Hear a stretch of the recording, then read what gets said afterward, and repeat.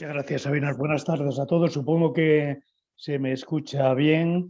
Bueno, vamos a entrar ya en esto que es la recta final del Congreso sobre Pensamiento y Comunicación, y lo vamos a hacer abordando y centrándonos en un tema bien interesante, que es la gestión de la reputación digital y el storytelling como una herramienta de marca para la creación de vínculos afectivos con el usuario o con el consumidor. Ya saben ustedes seguramente que hoy el intangible, digamos, más importante de cualquier organización es justamente su reputación corporativa, ya que de alguna manera eso lo que refleja es la percepción que nosotros, los usuarios, los consumidores, tenemos, la percepción que tenemos respecto a la empresa y a sus productos, ¿no? Hoy el marketing ya no se fundamenta como pasaba hace una veintena de años, ¿no?, en lo que se vende, sino justamente en las historias que cuentas, ¿no? De alguna manera esto es lo que viene a decir Seth Godin cuando dice que lo importante ya no es ni siquiera la marca ni el producto, sino la historia que tú vinculas a esa marca y ese producto, ¿no? En este entramado, en esta telaraña digital en la que ahora nos estamos moviendo, fundamentalmente a partir del nuevo siglo, lo que se exige cada vez más es que la marca, que las corporaciones implementen estrategias de comunicación que de alguna manera trasciendan los objetivos meramente comerciales y que abarquen también esa creación de vínculos afectivos entre la organización y sus clientes o sus audiencias. Ya no se trata, por tanto, de estrategias de comunicación que puedan afectar solamente a la decisión de la compra, el consumo o simplemente al apoyo de una idea, sino que se trata también de vincular a los usuarios de la comunicación, a los consumidores, con las organizaciones a través de un vínculo apelando a esos afectos, ¿no? Y la herramienta que se está utilizando ahora mismo en las corporaciones digitales, una de las herramientas para crear ese vínculo afectivo de la marca con el cliente, es justamente una herramienta que todos sin duda hemos oído hablar de ellas, que es el denominado el storytelling, ¿no? ¿Qué es el storytelling? Pues ni más ni menos se trata de historias que llegan a los afectos de los usuarios, ¿no? Decía una escritora y activista muy importante, que fue Maya Angelou, que la gente puede olvidar lo que has dicho, la gente también puede no recordar lo que has hecho en un determinado momento, pero desde luego lo que nunca va a olvidar es cómo le hiciste sentir en un determinado acontecimiento o en una determinada presentación o en un determinado momento, ¿no? La clave, por tanto, es hacer que los protagonistas de ese storytelling que vamos a construir, de esa historia, de alguna manera sean protagonistas que apoyen el mensaje, que encarne los valores de la propia marca o la idea que nosotros queremos trasladar a nuestros usuarios.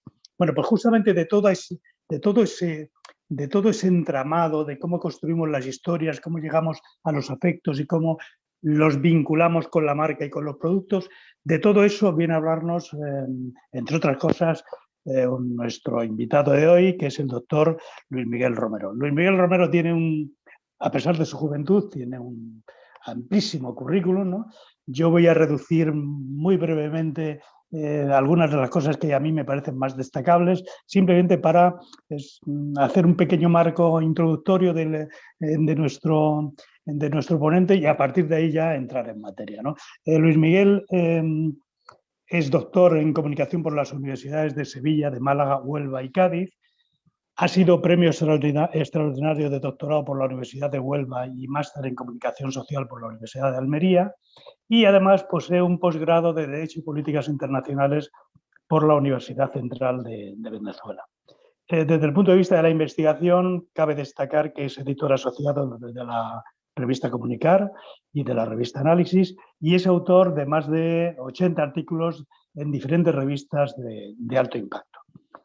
Evidentemente podría seguir contando muchas más cosas de su currículum, pero creo que esto es suficiente para tener un perfil más o menos aproximado de nuestro ponente. Y ahora, si me lo permiten, pues bueno, esto es como en el cine, ¿no? Se apagan las luces y comienzan las historias de verdad. Así que el storytelling, adelante, profesor Romero. Muchas gracias. Muchas gracias, Miguel Ángel, y muchas gracias además por esa presentación, por el cariño. Yo creo que me puedo saltar las primeras 10 diapositivas porque ya las explicaste, así que buenísimo. También gracias a todas las personas que están conectadas en este momento para asistir un poco a lo que vengo a hablar acá sobre gestión de la reputación digital, aunque el título tiene un poco de trampa. Y además hago extensivo mi agradecimiento por la invitación a Rosalba Mancina, a Ignacio Aguadé, a María del Mar Ramírez, a todos quienes están hoy como organizadores y como miembros del Consejo Científico de este Congreso, que ya va por su sexta edición y que sin duda se está convirtiendo en una referencia en España y internacionalmente, por supuesto, sobre todo en Iberoamérica. Bueno, venimos a hablar justamente de gestión de la reputación digital y storytelling de marca para la creación de vínculos afectivos, pero el título tiene trampa. ¿Por qué? Porque la reputación no se puede gestionar. Ya vamos a hablar un poco de eso, pero sí les adelanto que la reputación es el resultado de la aplicación de una serie de estrategias o el resultado de la suma de imágenes proyectadas. ¿Okay? Por lo cual no se puede gestionar. Tiene trampa el título. Tal cual como lo había adelantado el doctor Miguel Ángel Ortiz, la reputación es el activo intangible más importante de una organización, básicamente porque la reputación es el que cubre las expectativas de valor tanto de los clientes como de los empleados.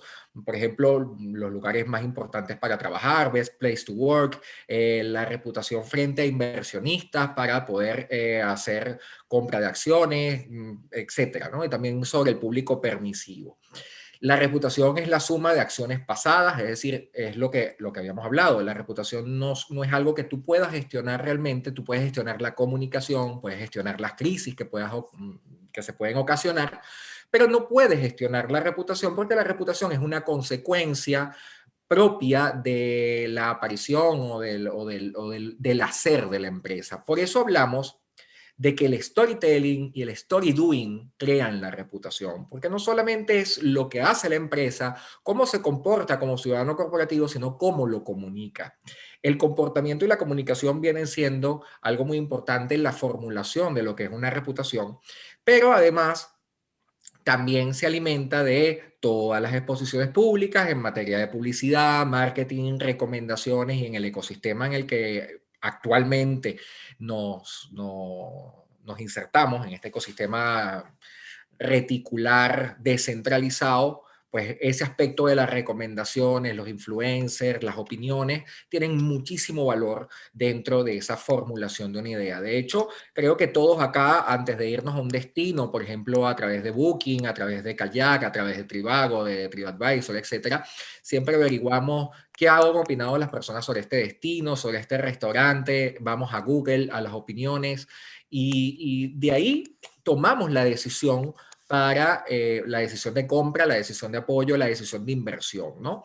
Y además, la reputación viene también alimentada por el grado de responsabilidad y confiabilidad que tenga esa organización dentro de ese marco de responsabilidad, recordando eso de que las organizaciones tienen un contrato social, como hablaba Juan Jacobo Rousseau, Jean-Jacques Rousseau, con la sociedad donde se inserta. Entonces, un poco entender la reputación como una consecuencia del todo organizacional, del comportamiento, de la comunicación y de la exposición continua de la imagen. Si bien no podemos hablar de gestión de reputación, porque la reputación es la consecuencia, sí podemos hablar de gestión de variables que afectan la reputación corporativa, entendiendo que la reputación corporativa es multi-stakeholder. ¿Qué significa eso? Pues que la reputación corporativa no se puede estudiar solamente en la reputación que yo tengo con los empleados, porque a lo mejor, o los miembros de la organización, el capital laboral, el talento humano, el capital social de la empresa. La reputación tengo que estudiarlo también con otros stakeholders, con el stakeholder financiero, inversionistas, con el stakeholder medios de comunicación, con la competencia, porque al final es una sumatoria de una cantidad de imágenes que tienen diversos públicos, ¿ok? O multipúblicos sería la traducción a multi-stakeholder. Aquí tenemos algunas de las estrategias que de las variables que afectan la reputación y de algunas estrategias, ¿no?, que se pueden realizar con los medios de comunicación, con los activistas, con los grupos de presión, con los inversores. Y justamente ese trabajo que se va haciendo de la mano con estos públicos de interés, con estos stakeholders, es lo que nos va a garantizar de alguna manera tener una relación cordial con el entorno. Aunque hoy en día, y esto es importante para las preguntas que venga al final, es muy difícil llevarse bien con todos los actores del entorno. Hay un punto que yo creo que tiene poca cobertura cuando hablamos de reputación, porque generalmente se asocia la reputación a una imagen externa. Básicamente porque el estudio de la reputación, por un lado, lo hacen las personas de comunicación, pero por el otro lado lo hacen también las personas de economía, porque hay una cosa llamada brand equity, que es el valor financiero de una marca, es decir, cuánto vale la marca como tal, más allá de su infraestructura, de sus mobiliarios, de su personal o de su know-how, ¿no? ¿Cuánto vale ese activo intangible? Eso se llama brand equity y por supuesto lo estudian los economistas, la gente de ADE. Y por otro lado tenemos los comunicadores y por otro tenemos a los de marketing. ¿Qué pasa? Imperativamente los de marketing nos han ganado la carrera en el estudio de la reputación, lamentablemente, y lo digo lamentablemente porque los de marketing poco hacen estudio de esa reputación interna, ¿ok? Entendiendo que los de marketing tratan de la visión clásica del marketing, trata de vender los productos y servicios de la puerta de la organización hacia afuera. Pero sí es verdad que la reputación también puede alimentar un sentido de cohesión dentro de la comunicación interna y externa, y para ello quiero que veamos un vídeo de Balay, una estrategia que utiliza Balay para vincular a su público interno, en este caso sería un público intermedio porque ya son los jubilados, con las estrategias de publicidad de la marca para crear un vínculo afectivo no solamente entre los empleados, sino también entre esos empleados de Balay. Yo creo que Balay es una marca que lo está haciendo desde hace casi 10 años, esta estrategia de vincular. Todos tenemos un amigo en Balay, un poco el personal o los miembros de la organización con el público externo. Vamos a ver.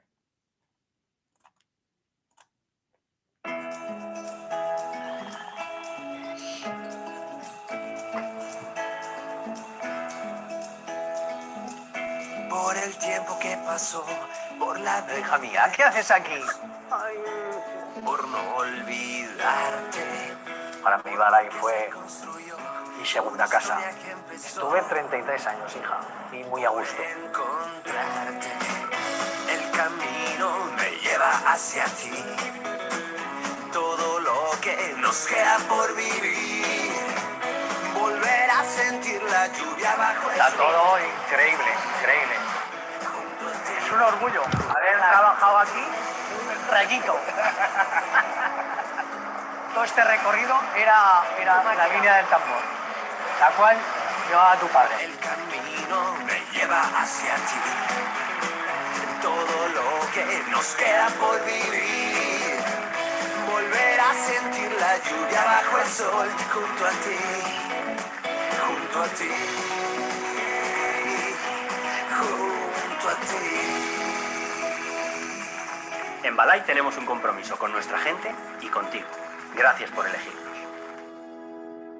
Bueno, en este caso vemos, yo creo que se ve claramente hay una estrategia de comunicación, una campaña de publicidad donde tratan de vincular aspectos sentimentales con la narrativa de los productos, pero además trayendo varias claves en forma de imagen, ¿no? Como por ejemplo tradición, como por ejemplo dinastías de personas que trabajan adentro, aquí trabajaba tu padre, ahora trabajas tú, un poco ese sentido de familiaridad interna que además se transforma elevando o abriendo las puertas de Balay a que las personas de afuera también entiendan sus comportamientos, su cultura y su identidad. Es decir, de alguna manera funciona como embajadores de marca, ¿no? No en vano, Balay está ahí dentro de el configurado como una de las mejores empresas para trabajar en España.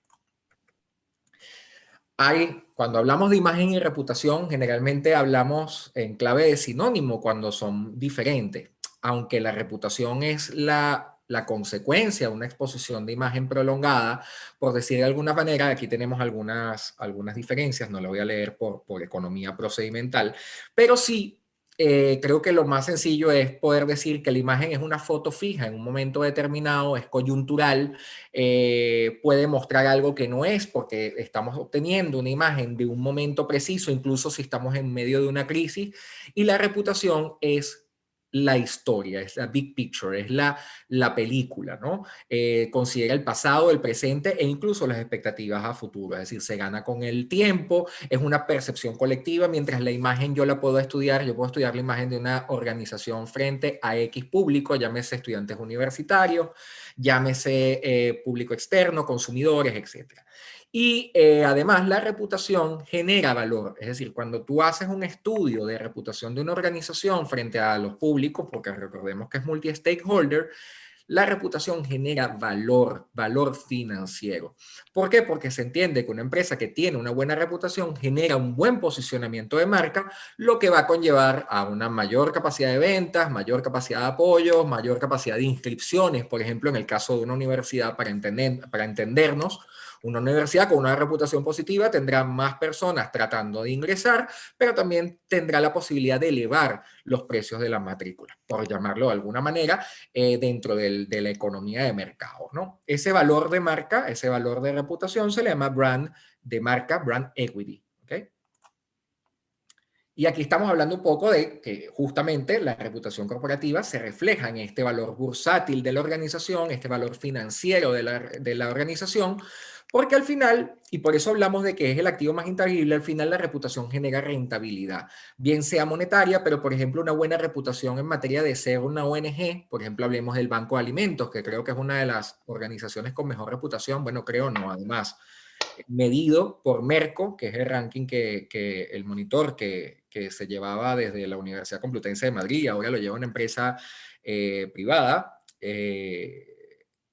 pues Banco Alimentos es una de las ONG con mejor percepción por parte de los españoles, ¿no? Entonces esto genera mayor confianza a la hora de poder contribuir con las causas y a lo mejor no generan mayor rentabilidad, pero sí mayor efectividad o son más efectivistas en sus mensajes, en sus campañas, frente a otras organizaciones que a lo mejor no comparten ese nivel de notoriedad.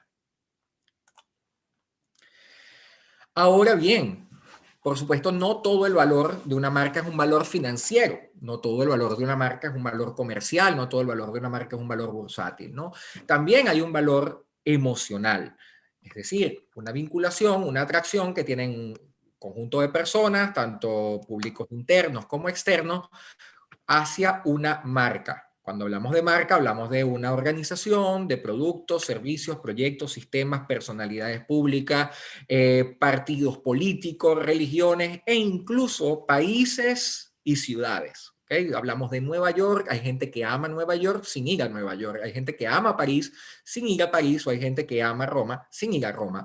¿Por qué? Porque hay una exposición continua de mensajes que nos envían ciertas características de estas ciudades y que hacen que nosotros queramos ir o que vinculemos una pedida de mano romántica a una ciudad como París y no a una ciudad como Murcia. ¿Okay? Aunque creo que Murcia también es muy bonito para pedir la mano, o Segovia. Entonces, este valor emocional también crea o incide dentro de la decisión de compra, de la fidelidad, de los deseos, de los sueños y de las metas de esos públicos. No solamente del público consumidor, sino también del público interno o del prospectivo público interno cuando vamos a una institución. Yo siempre le pregunto a mis alumnos, yo soy profesor de la Universidad Rey Juan Carlos en Madrid, y le pregunto a mis alumnos que si no fuera en la Universidad Rey Juan Carlos, ¿dónde quisieran estudiar? No espera respuestas, bueno, en la Complutense, que es una universidad hermana, que además se encuentra en la misma ciudad, o de repente te digan la Universidad Autónoma de Barcelona, la Universidad de Barcelona, pero no, los chicos te dicen que yo hubiera querido estudiar en la Universidad Europea de Madrid, o de repente te dicen yo hubiera querido estudiar en el ESIC, y te hablan de universidades privadas que tienen muy buen posicionamiento, sobre todo en la capital. A lo mejor no tienen, bueno, no, a lo mejor no tienen el mismo nivel de investigación, no tienen el mismo nivel de investigadores, pero tienen unas campañas muy agresivas en función de mover esos deseos, ¿no? De pertenecer a esas instituciones. Ves a los chicos del ESIC, ves a los chicos de la Universidad Europea, ves a los chicos del IE, del Instituto de Empresa, utilizando mochilas con la imagen de marca, utilizando camisas con la imagen de marca. Sin embargo, cuando ves alumnos de la Complutense, de la Rey Juan Carlos, de las universidades públicas de Madrid, la Carlos III, el Politécnico, esto no sucede. ¿Okay? ¿Por qué? Porque básicamente hay pocos esfuerzos en lo que es la identidad de la organización, que sería el punto de partida de la creación de las estrategias que apunten hacia la reputación y la vinculación afectivo-emocional. Cuando una marca se constituye con muchísimo valor sentimental, se convierte en lo que le llaman las love mark o las love brand, las marcas de amor, ¿no? Y dicen por allí que los productos no requieren ni amor ni respeto, porque básicamente son entes inanimados.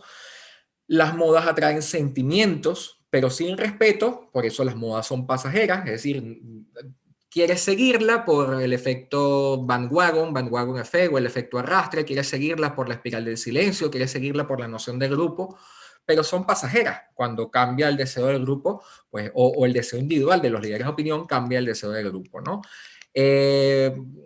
Y por su parte, las marcas atraen respeto porque son instituciones, se convierten en instituciones. Al ser marcas, pues ya tienen reconocimiento, notoriedad, calidad de esa notoriedad, pero no tienen amor. ¿Por qué? Porque son externas. Sin embargo, las love mark exigen respeto y vínculo emocional duradero. Y aquí es donde aparece el principio del culto, del dogma y otras cosas, ¿no? Esto lo vemos muy fácil cuando hablamos de Harry Potter, El Señor de los Anillos, pero también lo vemos con Star Wars y también lo vemos con iPhone y también lo vemos con Coca-Cola. Yo creo que son marcas claramente que tienen un love mark, pero además hay marcas que sin ser, o sea, cuando dejan de ser love mark, dejan de existir como marca. ¿Como cuáles? Por ejemplo, los clubes deportivos, los artistas, estamos hablando los actores, estamos hablando los cantantes, dependen fundamentalmente de respeto y de vínculo emocional. Cuando alguno de ellos se cae la marca y se cae el producto. Llámese el cantante, sino que él nos los diga Plácido Domingo. Entonces, aquí más o menos vemos que hay clubes, hablamos, por ejemplo, de clubes como el Betis, hablamos de clubes como el Rayo Vallecano, pero también de Real Madrid o también del Athletic del Bilbao. Los clubes dependen de su fanaticada, de sus hinchas, para que puedan ir a los juegos, paguen las entradas y puedan mantener vivo el equipo. En el momento que se pierde ese sentido de love mark, van perdiendo poco a poco seguidores, lo que conlleva a la desaparición del club, sino también que lo digan al Recreativo de Huelva, por poner algún ejemplo. Y no me quiero meter en problemas, debe estar el Twitter estallando. Entonces, aquí se configura en el ecosistema digital 3 elementos importantes para configurar ese inicio de ser love mark. Obviamente, ser love mark no se hace de un día a otro, por eso hablamos que es reputación, no es imagen. Yo puedo construirme una imagen, de hecho termino esta exposición y a lo mejor algunos asistentes que no me conocen, que son de México, de Chile, de Perú, de Ecuador, dicen, wow, este profesor, pero ¿por qué no me conocen? Ahora, obviamente, podrán tener una imagen positiva terminando esta exposición, pero no significa que yo tenga una reputación. La reputación se gana con el tiempo y obviamente no hay fórmulas mágicas para crear ese sentimiento o ese sentido de love mark en este ecosistema reticular y tan complicado, ¿no? Lo primero es crear deseo, crear sentimiento de deseo. Y yo creo que la gente de marketing es muy buena en esto, ¿no? No es solamente los productos, es lo que se vende, es la experiencia.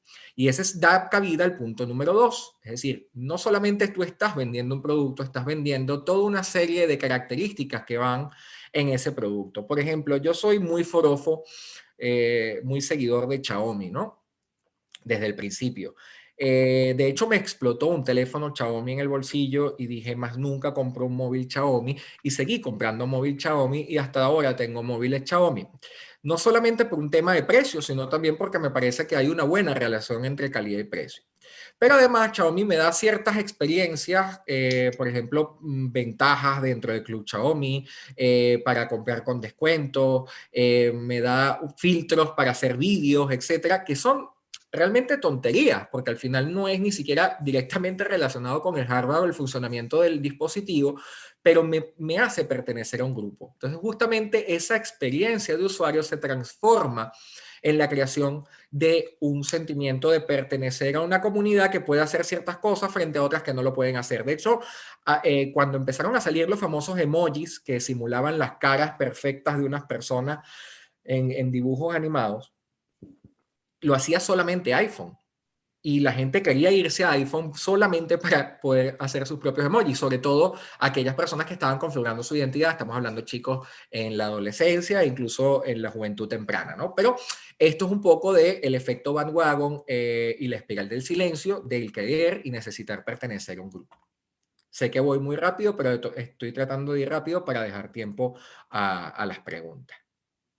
Bueno, campaña Coca-Cola 2011, hay razones para creer en un mundo mejor, versión España. Recordemos 2011, año crisis financiera, año rescate a Bankia, año mucho desempleo, estamos hablando 25% de desempleo, pero además en un contexto, guerra de Vietnam, guerra de Afganistán, o sea, estábamos en un momento bastante complicado. No me atrevería a hablar de compararlo con el momento que estamos viviendo en este momento, pero sí un momento bastante complicado. Vamos a ver.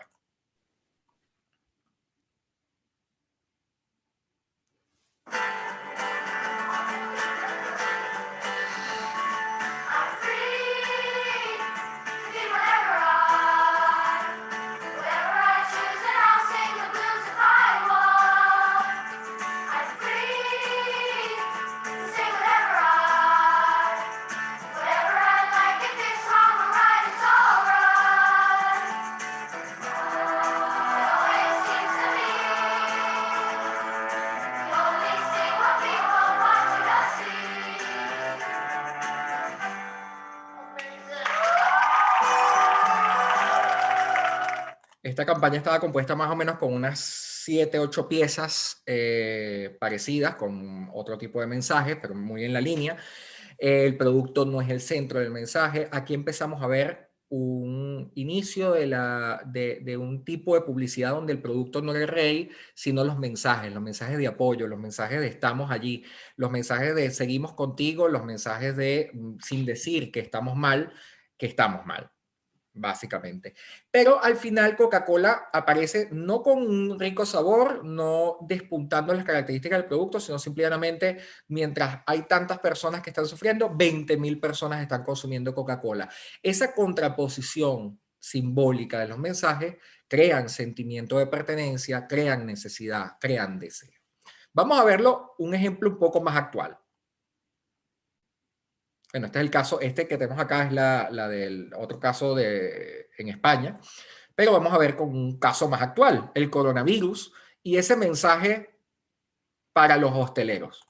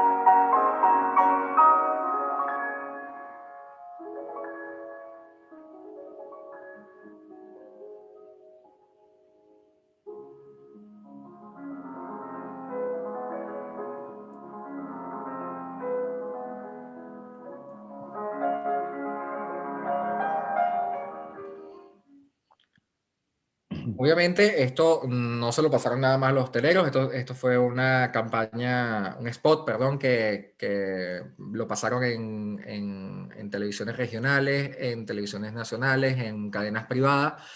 Iba dirigido directamente al hostelero, pero también a la población en general, un poco para mostrar no solamente el producto, y aquí el producto sí se ve como el centro y el protagonista, ¿no? pero el mensaje, sobre todo en el momento en el que se emite, tiene una contextualización. Es esa contextualización de crear sentimiento de pertenencia, sentimiento de eres parte de una sociedad y te estás preocupando por lo que están viviendo los hosteleros. Y esto es importante porque agranda un sentimiento de ciudadanía corporativa que crea vinculación, porque humaniza a la organización. Eso es un tema importante, humanizar a las organizaciones.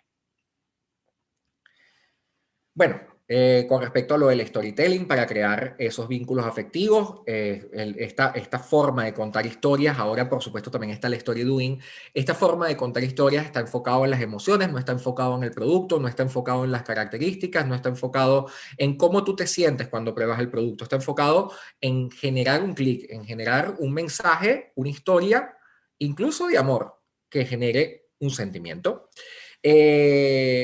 Por supuesto, va muy por encima de los valores racionales, es decir, cuando nosotros vimos el estudio de Coca-Cola, creo que no nos detuvimos a decir, oye, las comparaciones que hacen no son nada lógicas, es decir, por cada 500 tanques que hay 10.000 globos en el cielo, un poco, vamos a decirlo hasta populista el mensaje, ¿no? Porque no tiene ninguna relación, ninguna coherencia, puede ser hasta una falacia la comparación, pero justamente esto va por encima de valores racionales, busca la cohesión del grupo, se genera un comportamiento de fidelidad tanto por parte de la marca, de soy fiel con la situación que está pasando mi público objetivo, como también ese sentimiento es recíproco, entendiendo que las relaciones en la sociedad tienden a ser bidireccionales, quizás no simétricas, pero sí bidireccionales. Y al final, obviamente, la Love Brand o la Love Mark es reputación. No se hace en un día. No podemos hacer una campaña ni pensar que vamos a hacer con una sola campaña, vamos a crear el sentimiento de pertenencia, sino que esto es una exposición continua. La mayoría de quienes me estáis escuchando trabajáis en una universidad seguramente y entenderéis que hablar de que haya un sentimiento de pertenencia de los alumnos, de los profesores, del personal administrativo de servicio, de las autoridades con respecto a la universidad, no estaría fácil. No estaría fácil porque no solamente es un tema comunicacional, sino también comportamental. Y justamente esto es el story doing. No solamente hacer, sino también, no solamente decir, sino también hacer. Por supuesto, ya habíamos hablado al principio de las principales ventajas de tener una reputación positiva, tanto a nivel bursátil como a nivel competitivo, mercadeable, etcétera, por estar en el top of mind. La atracción de un mejor talento, por supuesto, mientras mejor reputación tenga una organización, atraerá el mejor talento, incluso cuando las ventajas no son competitivas a nivel salarial, por ejemplo, frente a otros, porque muchas veces se pone una balanza, ¿no? En la seguridad que puedo tener trabajando en una empresa frente a otra, aunque en la otra me paguen un poco más, perdón. También el acceso a otros sectores. Claro, bueno, puse el ejemplo, por poner un ejemplo, Xiaomi. Xiaomi no solamente hace móviles, ahora Xiaomi hace paraguas, Xiaomi hace televisores, Xiaomi hace, bueno, N cantidad de cosas. Y esto es básicamente porque la reputación de los móviles le ha permitido, bueno, sobre todo la reputación y la relación calidad-precio, le ha permitido tener una estrategia de cartera de marcas y diversificar el negocio acuñando esa propia marca. Lo hace también Caterpillar, ¿no? Que tienen camiones, tractores, etcétera, y aprovechan, hacen relojes, hacen zapatos, aprovechando esos valores de marca, de fortaleza, de fuerza, de durabilidad, ¿no? Y también esa reputación positiva en caso de una crisis organizacional, una crisis comunicacional, me puede servir de paraguas para proteger los valores de la organización o por lo menos para aguantar un poco más los efectos de esa crisis. Hablando de crisis, no sé si vieron este vídeo, a mí me parece maravilloso. Es el conejito Ralph y sale justamente cuando, bueno, o sea, sale antes, sale a principios de año, pero realmente se hace viral en España cuando descubren hace una semana y media, casi dos, en Madrid, que estaban no solamente haciendo pruebas en animales que está prohibido. Las pruebas de medicamentos está permitida en Europa, pero las pruebas de productos cosméticos en Europa no está prohibido desde 2013. Sin embargo, se descubre que hay un laboratorio en Madrid que no solamente está haciendo pruebas de cosméticos, sino también están torturando a los animales. Y sale un vídeo que se vuelve viral y justamente después de eso cae la campaña de Save Ralph, que ya existía, ya preexistía en el ecosistema, pero la retomamos y empieza a tener un auge. Voy a ponerla, es un poco larga, pero creo que vamos a ver el efecto sentimental que tiene este tipo de campaña frente a nuestras actitudes, aunque sea a corto plazo. Ah, vale, ya no está disponible, así que no pasa nada y lo pongo en YouTube, ¿ok?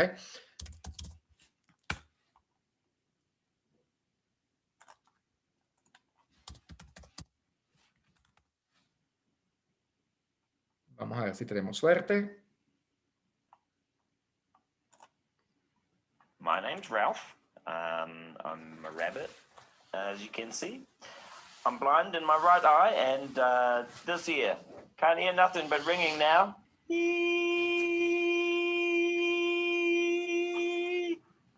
Yeah, it's annoying, isn't it? Yeah. I had my fur shaved and got chemical burns up and down my back. Kind of stings, eh? But it's not a big deal. I mean, it only really hurts when I, like, breathe or move around or whatever. Ah, yeah. Ow. Yeah, that hurts. But at the end of the day, I mean, it's okay. We do it for the humans, right? They're far superior to us animals. They've even been to space. Have you ever seen a rabbit in a rocket ship? Oh, I don't think so. Point is, I'm not a space bunny. I'm a tester. My daddy was a tester, my mum, my brothers, my sisters, my kids, all testers. And they all died doing their job. Like I will. Okay. Testing is what we were born to do. It makes us rabbits happy. Yeah.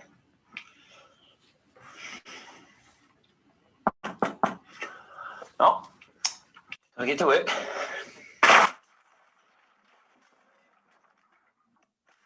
I know it looks bad, but the way I see it, I'm doing my job. If just one human can have the illusion of a safer lipstick or deodorant or... Hey, Ralphie! Psst. Ralphie! What's with the camera crew, bro? They just follow me around, making a documentary or something. Can you ask them to get us out of here? Yeah, what will we see? Come on, Ralphie, just ask them to get us out of here. I don't want to die, man. Okay, Ralphie! Okay, I hear you. You can edit that out, right? Oh, here we go. Hey, don't touch it! Shit!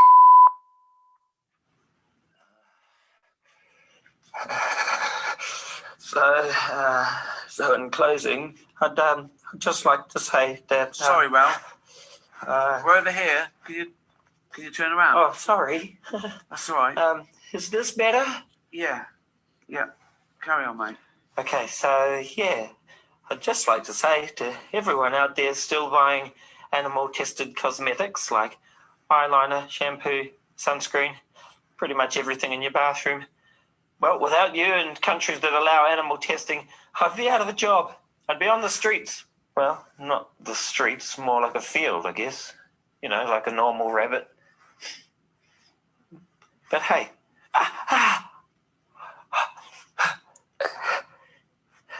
it's all good.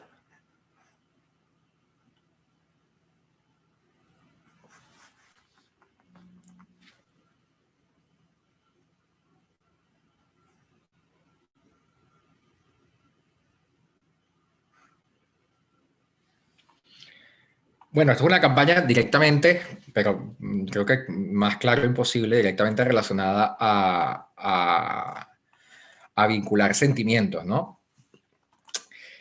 Problema que sucede con esto, problema de reputación. ¿Cuál es el problema de reputación? Que sale gente de repente, de la nada, y pone nombres de unas marcas que testean, o sea, que prueban o que hacen este tipo de estudios con animales, ¿no? Y ahí tenemos varias marcas. ¿Qué pasa? Esto no pasa, dice allí, fuente Ethical Elephant, lo vemos abajo, y lo hace una persona @mafeafuentes.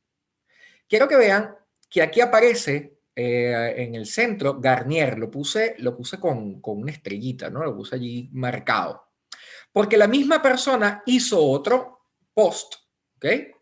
Y marcas que no testean en animales y también pone Garnier. ¿Qué significa esto? Bueno, esto significa que una situación de crisis colateral que pasa en un laboratorio que anima a que un vídeo que ya existía en internet vuelva a aparecer, puede hacer que una marca que a lo mejor no testea en animales, que no prueban animales, caiga en una crisis por un error de considerar esta persona que esa marca no testea en animales, bien sea a partir de una fuente o bien sea porque ella lo considera o porque vio que no había un sello dentro de las marcas de ese champú, de los acondicionadores, las cremas de cabello, etc.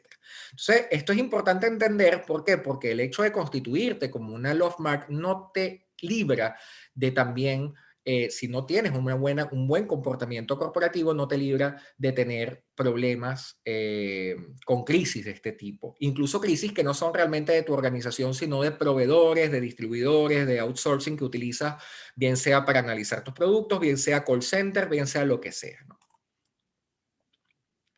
Por último, y esto sí lo voy a pasar muy por encima, porque además lo que vengo a decir sobre esto es muy rápido, la reputación digital aparece creo que en casi que todos las propuestas de máster, cursos de especialización, etcétera, ¿no? Pero la reputación digital realmente existe, realmente hay un nuevo concepto llamado reputación digital. Realmente no, la reputación es una sola, existe en cualquier plataforma, digital, offline, etcétera. Lo que sí es verdad que hay ciertos elementos que tú puedes estudiar dentro del ecosistema digital, los ciertos ámbitos que puedes estudiar, como la notoriedad, el posicionamiento SEO, el recall, el retorno de inversión, los comentarios, las opiniones, pero al final sigue siendo, aunque estén en la plataforma digital, sigue siendo reputación. Por lo cual diferenciar el concepto tradicional clásico de reputación con reputación digital no es más que a lo mejor un método de marketing para vender mejor o más un programa educativo. ¿Okay? Entonces, no está separado el concepto de reputación de la reputación digital. Otra cosa es que podamos ver una asignatura sobre mediciones, métricas, audiometría, etcétera, en plataformas digitales. Obviamente, necesitamos conocimiento en esos software, en esas técnicas, pero sigue siendo un estudio de reputación al uso. ¿Ok? Básicamente todos los outputs reputacionales en Internet están en los motores de búsqueda, están en los marketplaces como Amazon, si estamos vendiendo un producto, están en plataformas de valoración como puede ser Booking, TripAdvisor, etcétera, y por supuesto el análisis de conversaciones en las redes sociales, el análisis de reacciones positivas, negativas, neutrales, el análisis de lo que le llaman los sentimientos predictivos. Y por supuesto, este estudio será heterogéneo, va a depender de la audiencia y ahí tenemos algunos sitios de los cuales se puede extraer esos datos sin más profundidad, porque además quiero dar tiempo para poder atender algunas preguntas, algunos comentarios del público. Aquí tenemos un vídeo de una influencer muy conocida, Dulceida, y voy a ponerles un ejemplo de lo que es un influencer, pero creo que con el tema transversal de este congreso, no tengo duda que ya sabemos lo que es una influencer o un influencer y cuáles son sus técnicas narrativas para vincular con las marcas. ¿Okay? Y estos son algunos de los espacios para monitorización de la reputación online, los agregadores de opinión, los blogs, los foros y comunidades, las redes sociales. También falta allí los buscadores, los motores de búsqueda, que también son agregadores de opinión, los portales, los sitios de e-commerce, como el caso de Amazon, que además es un marketplace, y medios de comunicación online. Esto ha sido todo por mi parte. Por supuesto, dándole las gracias otra vez tanto a Miguel Ángel, que ha tenido la bondad de presentar esta exposición, como a Rosalba, a Ignacio y a María del Mar como organizadores principales del Congreso. No sé si me dejó alguien afuera, creo que no, pero bueno, muchísimas gracias. Muchísimas gracias, Luis Miguel, por tu intervención. La verdad es que ha sido una participación muy interesante. Yo, de todo lo que acabas de contarnos, probablemente me quedo con dos ideas muy claras, ¿no? Primero que la reputación, evidentemente, una buena reputación genera un valor financiero de la marca o de los productos, pero sobre todo me quedo también con esto que has comentado hacia la mitad de la conferencia, en el sentido de que el valor, que no todo es valor comercial, sino también hay un valor emocional que vincula la marca a los productos con el usuario, ¿no? Y independientemente de que ahora vamos a tener la oportunidad de pasar al turno de preguntas, ¿tú crees que ese valor emocional, por ejemplo, de una marca como los partidos políticos, funciona en un momento de campaña como el que estamos viviendo, por ejemplo, aquí en la Comunidad de Madrid? Totalmente. De hecho, es lo que más funciona. Nosotros estamos en Madrid. Fíjate que hay partidos en Madrid que no tienen propuestas y aún así están bien valorados. Y esto básicamente es porque el voto en este momento es un tema emocional, pero 200%. Ojo, que es un tema emocional acá y en las elecciones que vienen en Perú. Es un tema emocional en Ecuador con las elecciones que acaban de pasar. Prácticamente ahora mismo toda campaña electoral se trata de la reputación y muchas veces no solamente la reputación del partido, que es el que arrastra, sino también la reputación de personas que se traen al equipo de gobierno o al equipo de que está conformando la campaña para que se arrastre el voto con esos sentimientos, ¿no?, que tienes con esas personas. Pero además, el antivoto. Es decir, no quiero que este quede, por lo cual voto por el otro. Contrario totalmente. Muy bien, pues vamos a abrir el turno de palabras, si te parece bien. Y bueno, de cualquiera de los participantes podemos abrir este turno de palabra con cualquier tipo de intervención, cualquier tipo de comentario o cualquier tipo de pregunta. No sé si alguien de los Rafael que Marfil. están participando... Rafa Marfil tiene la mano levantada. ¿Sí? Sí. Yo es que no lo veo desde aquí. Ah, vale. El procedimiento es que, Miguel Ángel, tú le hagas las preguntas, no se levantan manos, sino que se hacen las preguntas en el foro preguntas y respuestas. Así lo hemos hecho los días anteriores. Hay un foro abajo que tú puedes ver, preguntas y respuestas. Por favor, pedimos a todos los que estáis participando que por este procedimiento vayáis haciendo las preguntas y es Miguel Ángel el que la va pasando a Luis Miguel. Este es el procedimiento habitual que se emplea cuando son foros con muchas personas. Siento mucho, pero no veo el... Sí, está en el chat. Está cuando hay una cosa que dice preguntas arriba, Miguel Ángel, que al lado de nueva función aparece allí preguntas. Hay varias cosas en el chat, sobre todo comentarios, que es muy interesante, lo de la crueldad animal. Rafa Marfil pregunta si son conocedores los políticos de estas estrategias de marca y por qué lo están haciendo tan mal en reputación. Bueno, a mi juicio, y además creo que Rafa tiene mucho más experiencia que yo en Granada con el trabajo con los partidos políticos. Ahora mismo el problema es que la reputación está fragmentada, es decir, la reputación realmente, por ejemplo, el Partido Popular es el Partido Popular con todo lo que tiene detrás, el Partido Socialista es el Partido Socialista con todo lo que tiene detrás, el Podemos es Podemos con todo lo que tiene detrás. El problema es que vienes arrastrando un problema de reputación histórico. Problema de reputación desde básicamente, yo creo que estos últimos 10, 15, 20 años, ¿no? Entonces, ¿cómo trabajar para arreglar la reputación? ¿Qué es mejor? ¿Arreglar la reputación o crear una situación de polarización donde lo que menos se hable es justamente de los temas de reputación? Sino lanzar por todos lados cuchillos sentimentales. Entonces, el manejo de la estrategia de campaña de todos los partidos, que no hay ni uno que se salve, de todos, es justamente tratar de evitar hablar de temas racionales, de desvío de fondos anteriores, de sobres, de lo que sea, y tratar de enfocar la conversación en el show, en el ocio, en el entretenimiento, en lo que van diciendo todos los días. De hecho, estamos tan sobresaturados que hoy tenemos un caso y mañana tenemos otro. Hoy tenemos un cartel de los Mena, mañana tenemos el gigantesco del Mundo Val, el pasado mañana tenemos tal, y justamente las conversaciones del día a día no dejan pensar en lo que ha pasado más atrás. Yo creo que están jugando un poco incluso a la sobresaturación. Muy bien, la segunda pregunta es de Teresa Gema, que comenta cómo educar en ese filtro activo sobre la intención comunicativa. Bueno, yo creo que es fundamental, Teresa, a mi juicio, además no sé si Miguel Ángel quiere complementar algo a la respuesta, lo voy a tratar de hacer rapidito para poder hacer muchas cosas. Creo que es fundamental la educomunicación, la formación en competencias mediáticas. El problema es que no nos han enseñado a consumir medios, no nos han enseñado a consumir internet, no nos han enseñado lo que hay detrás. ¿Okay? Quizás quienes hemos estudiado periodismo, comunicación, lo sabemos porque somos creadores de ese tipo de contenido hace muchísimo tiempo, y conocedores a nivel universitario, pero de la gente de la calle, del pueblo, de la masa, como decía Humberto Eco, hay que formarla, porque el problema es que la polarización, la demonización, la violencia discursiva se alimenta justamente del desconocimiento de las personas de poder filtrar ese tipo de acciones.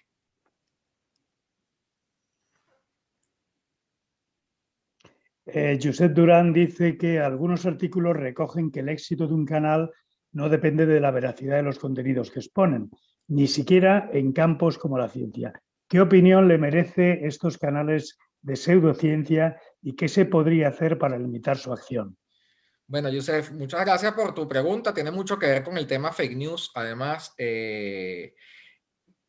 y la creación de contenido. Desde que nosotros estamos asistiendo a un escenario tan reticular, descentralizado, donde el podio discursivo lo tiene todo el mundo, lo tiene cualquier persona. Disculpa, Luis Miguel, ¿podrías por favor quitar el compartir pantalla para que os veamos mejor? Ay, claro, perdón. Ahora sí. Bueno, con respecto a lo que dice Josep, estamos en un mundo donde cualquiera puede crear un portal web, cualquiera puede crear una fanpage en internet, cualquiera puede crear cualquier contenido. La pregunta que hace Josep es, ¿qué se podría hacer para limitar su acción? Las redes sociales, sobre todo Facebook, Instagram, están tratando de aumentar el control de los contenidos. Yo creo que con el tema del coronavirus hemos asistido, incluso con YouTube, a ciertos vamos a llamarlo así, cotas experimentales de avisos que cada vez que dice un vídeo o dice un texto COVID-19 automático o coronavirus, automáticamente el algoritmo dice, si quieres leer información veraz del coronavirus, te recomendamos esta página del ministerio. Por lo menos así sucede en España, me imagino que Josep es español también, pero yo creo que ya se está empezando a tomar ciertas acciones en ciertas redes sociales. Sin embargo, es muy difícil que las redes sociales vayan tan al día como va la sociedad, porque es muy diversa y las redes sociales tienen muy pocas personas que puedan estar configurando todos los días nuevos criterios de salvedad. Vemos también que están utilizando fact-checking en Facebook, vemos también que están utilizando fact-checking en ciertos portales en YouTube, por lo cual la salvación a lo mejor puede ser por la plataforma, pero por supuesto también, muy en línea con lo que dice Teresa, esto no excluye a todo lo que es formación y educación que debe hacerse desde las escuelas. Muy bien, Antonia. Bueno, felicita al ponente por su intervención y pregunta con respecto al concepto de love brand, según su opinión, ¿hoy aún se puede hablar de fidelidad a una marca? Bueno, yo te voy a responder con una cosa, Antonella. Yo tenía una pizza para almorzar hoy, de estas pizzas congeladas, porque como no tenía mucho tiempo, y mi esposa tenía ganas de tomar Coca-Cola. Lo que pasa es que nos queda más o menos lejos ir a comprar Coca-Cola, estábamos muy ocupados, y terminé comiendo McDonald's, que lo trajeron a la casa porque mi esposa quería una Coca-Cola. O sea, no una Sprite, no, una Coca-Cola. ¿Okay? ¿Fidelidad a una marca existe? Sí, sí. Y además, te lo voy a poner con un ejemplo que además es mucho más fácil de seguir que Coca-Cola. Te lo pongo con el ejemplo de el Real Madrid o el Barça o el Atlético del Bilbao o el equipo de fútbol americano que tú quieras. O sea, hay fidelidad de marca, sí. Hay gente que sigue a un equipo deportivo, hay gente que hace colas kilométricas e incluso un día antes para comprar entradas para ir donde va un cantante, ¿no? Esto nos deja claro que sí, existe fidelidad de marca. Hay votantes que nunca han votado a otro partido del cual siguen votando y se mantienen votando desde hace 10, 15, 20 años. Sigue habiendo fidelidad de marca. Quizás no tanto a nivel comercial, y ahí sí te doy la razón, quizás como hay multiplicidad de canales, productos, plazas, precios, consumidores y tipos de necesidades, ha aumentado esa oferta, ¿no? Ahí sí te digo, puede ser más difícil, pero de todas maneras, el amante del iPhone siempre querrá tener un iPhone. Otra cosa es que no tenga cómo pagarlo. Bien, vuelve a intervenir Teresa Gema y dice, mi preocupación es cómo hacer para formar formadores. Bueno, en este caso, Teresa, yo te digo, aquí hay expertos que a mí me llevan una morena en experiencia, además Ignacio Aguadé, Miguel Ángel Ortiz, están en esto hace muchísimos años y ellos te pueden dar mejor respuesta que yo, sobre todo para formar a formadores en competencias mediáticas. Creo que sería una de las claves, obviamente, y José Ignacio Aguadé además y Miguel Ángel te pueden dar las claves. Yo aquí difícilmente te la pueda dar. Hay una intervención de Leti Quintana, bueno, agradece mucho tu presentación y dice, un caso singular que hemos visto hace poco fue el movimiento que logró Reddit para salvar a GameStop con la compra masiva de acciones y trastocar así las lógicas de Wall Street.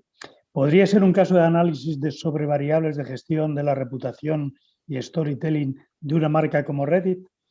A ver, Leti, no hablaría yo de una marca como Reddit, porque Reddit fue el canal. Reddit es el equivalente en España a una cosa llamada forocoches. O sea, hay cierto sector de la población en Estados Unidos que utiliza Reddit históricamente y que no han querido salirse de esa red social, de ese foro, ¿no? Porque realmente es un foro con aplicación móvil. Lo que sí es que fue un movimiento que demuestra claramente que la gente tiene una capacidad de organización más allá de la que dice el mainstream, ¿no? O sea, quizás los medios de comunicación ni siquiera hablaban de GameStop y alguien que se le ocurrió lanzar una información o empezar a hacer un movimiento, eso llamado el hacktivismo, etcétera, logra eso. Entonces yo creo que ahí estamos hablando de una variable que puede afectar a la reputación. ¿Por qué? Porque las personas tienen la capacidad de organizarse en pro y en contra de una organización en cualquier red social. Ahí sí. Bien. Rosa Z pregunta si la reputación de los dos candidatos es negativa. ¿Cree que la trivialización de los temas genera una respuesta emocional positiva? Totalmente, Rosa. Y además lo veo venir porque esa pregunta ya me la han hecho hoy del comercio en Perú 2 veces. Totalmente. O sea, yo creo que Rosa está probablemente en Perú y la reputación de dos candidatos negativa, una por experiencias, otra por lo que puede venir, por el tema socialismo del siglo XXI en Latinoamérica y sobre todo en Perú bastante delicado el tema. Pero creo que sí, que efectivamente cuando se trivializan los temas, ¿okay? Cuando empiezan a hablar de los temas de manera trivializada, sobre todo vamos a verlo en el debate que supuestamente se va a llevar a cabo entre Keiko y Pedro Castillo, pero indudablemente quien pueda traer con las palabras más llanas y la explicación más sencilla la solución a problemas del Perú que son hipercomplejos, o sea, prácticamente el que puede engañar más tendrá la mayoría de los votos. Y esto lamentablemente es así. ¿Por qué? Porque juegan justamente con el factor emocional. Luis Miguel, me vais a perdonar, pero tengo que salir ahora mismo de aquí porque tengo una llamada del hospital urgente. No te preocupes, Miguel Ángel. No hay problema, Miguel Ángel. ¿Puedes marcharte? Sí, yo continúo. No hay problema. Sí, perdón, gracias, muchísimas. Venga, no hay problema. Bueno, pues disculpamos a nuestro querido Miguel Ángel y seguimos entonces. Sí, ya no hay más preguntas en principio propuestas por parte de la gente. Ya también estamos prácticamente en el tiempo previsto y bueno, pues tenemos que seguir el Congreso con muchas más actividades, mucho más simposios y bueno, queremos agradecer a Luis Miguel por esta charla tan, yo creo que ilustrativa, tan visual, con esos ejemplos de la Coca-Cola. Ahí tenemos a Rafa Marfil, que bueno, se quedó en pantalla y que si quiere le podemos dar también que para que intervenga un momento, porque ya que lo hemos metido como panelista, podría hablar. Entonces, bueno, quería comentarle a Luis Miguel que gracias por su charla y también a Miguel Ángel, que aunque se ha tenido que marchar, tenía dificultades personales y por eso lo excusamos, ¿no? Y bueno, gracias a todos los que nos habéis estado escuchando también por YouTube, por esta doble transmisión por Zoom y por YouTube. Y no sé, Rosalba, si quieres comentar algo para finalizar, porque no va a haber propiamente una clausura formal, sino más bien esta conferencia de clausura era la parte final de las plenarias de esta edición del 6º Congreso. Hola, buenas tardes. Efectivamente, muchísimas gracias a Luis Miguel Romero por su magnífica ponencia. Se quedan unas cuantas preguntas sin responder de las que fueron escritas en YouTube, pero bueno, el conocimiento se va a quedar allí, el vídeo se va a quedar puesto en la página del Congreso. Luis Miguel, luego te pasas, les contestas a esa gente. Muchísimas gracias. Y pues como director del Congreso, Ignacio, te invito a que hagas una declaración formal de clausura. Antes me gustaría recordar que el Congreso continúa a lo largo del día, unas cuantas horas todavía para América, que tenemos un montón de comunicaciones colgadas de temas de lo más interesantes. Hemos superado ya los 4,000 comentarios de preguntas y respuestas. Y bueno, los coordinadores de simposio, muy importante su labor en este momento para que todo funcione y llegue a un buen fin.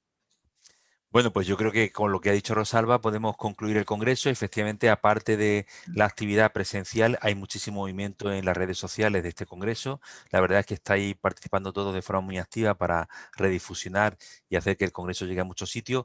Hay mucha ciencia, muchas ponencias, muchas comunicaciones en todos los simposios que yo creo que son muy interesantes. Yo he podido ojear algunas y algunos vídeos y me parece que hay elementos que van a ser la ciencia del futuro ahí. Y bueno, pues compartirla, disfrutarla, aprenderla y después transmitirla. Creo que con ese mensaje podemos finalizar esta parte común y os invitamos a que sigáis en los diferentes simposios que tenemos activos. Muchas gracias a todos y con esto terminamos la sesión. Gracias, Luis Miguel. Hasta el año 2022. Gracias. Gracias.